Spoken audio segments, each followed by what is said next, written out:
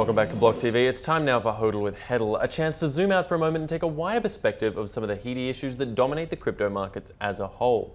And to guide us on this journey of discovery, we're joined as usual by Bitcoin influencer and thought leader Dan Held, co-founder of asset management firm Interchange. Dan, thanks so much for joining us. Thanks for having me again. Excited to talk about the government and Bitcoin. Certainly a lot to discuss this week in a chaotic week that started with comments by Fed Chairman Jerome Powell speaking before a congressional setting. Let's take a quick listen to some of his remarks first, just to set the tone of how this conversation started this week. Libra raises many serious concerns regarding privacy, money laundering, consumer protection, and financial stability.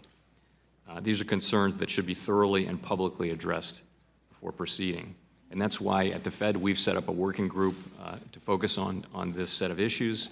We are coordinating with our colleagues in the government in the United States, the regulatory agencies and Treasury. We're coordinating with central banks and governments around the world to look into this. And I'll just add that the process of addressing these concerns, we think, should be a patient and careful one and not a sprint to implementation. All right, there Powell being his usual measured self, not making, I would say, broad statements, but there was a noted sense of positivity that came out in the crypto sphere. Dan, what do you take from that? Well, if someone were to tell me 7 years ago that the chairman of the Federal Reserve, the Treasury Secretary, and the president were all going to talk about Bitcoin publicly in 1 week within 7 days, I would have been extremely excited. I think Libra had the intended effect of elevating the status of cryptocurrency in the eyes of regulators, in the eyes of the world. And now we're starting to see some of the pushback or some of the attention that you get when your visibility rises that high. So this is a great thing. They're basically reiterating a lot of what regulators have had concerns about in the past, which is around the illicit use of cryptocurrency, or the use of cryptocurrencies in illicit manners. But what was distinctively different around Jerome Powell's presentation was that he compared Bitcoin to a speculative store of value. And this is huge.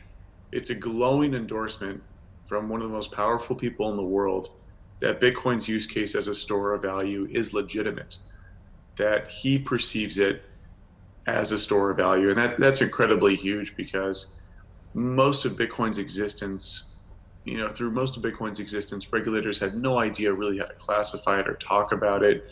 But this shows distinctively that he understands Bitcoin's potential threat to central banks and Bitcoin's threat to other stores of value like gold.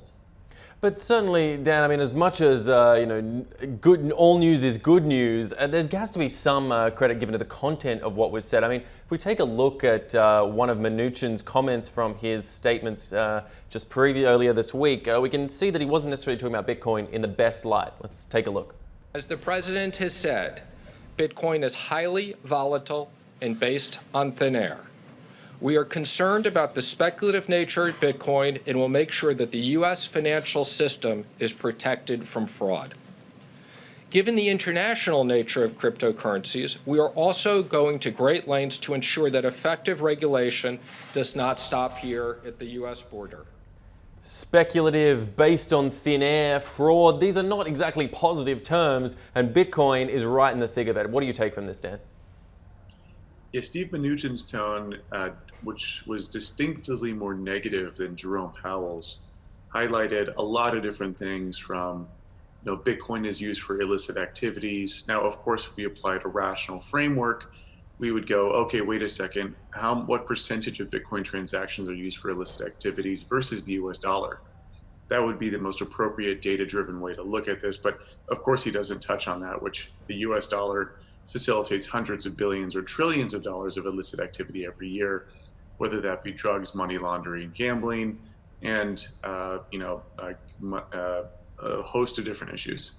So, I feel like it was a bit exaggerated, and I think it very much fits Trump's style. And so Steve Mnuchin and Trump, I think, very much kind of echoed the same very exaggerated tone of this is bad, it's used for illicit or negative things. But I don't think they've really, and they highlighted the need for regulation. I think it showed a pretty clear misunderstanding of how cryptocurrency works, because one, like I said, they highlighted the same thing that happens with the US dollar.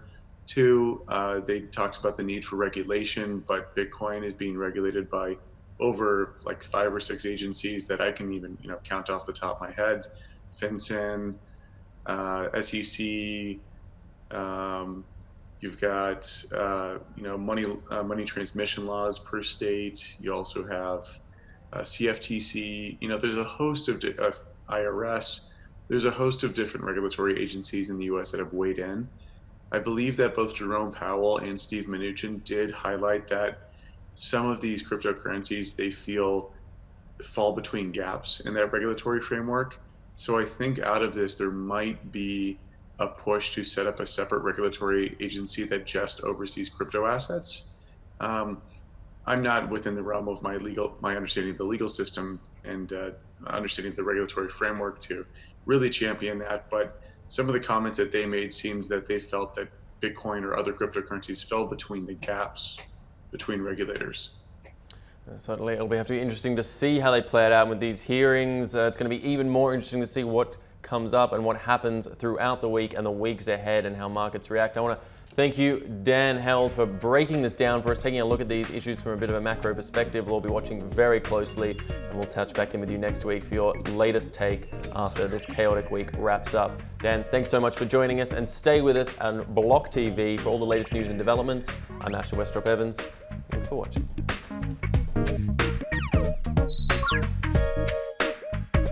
For more news and updates, follow us on Twitter.